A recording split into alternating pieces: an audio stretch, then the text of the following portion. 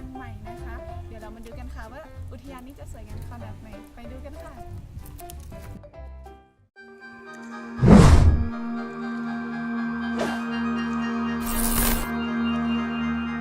แล้วตอนนี้นะคะก็จะพาทุกท่าน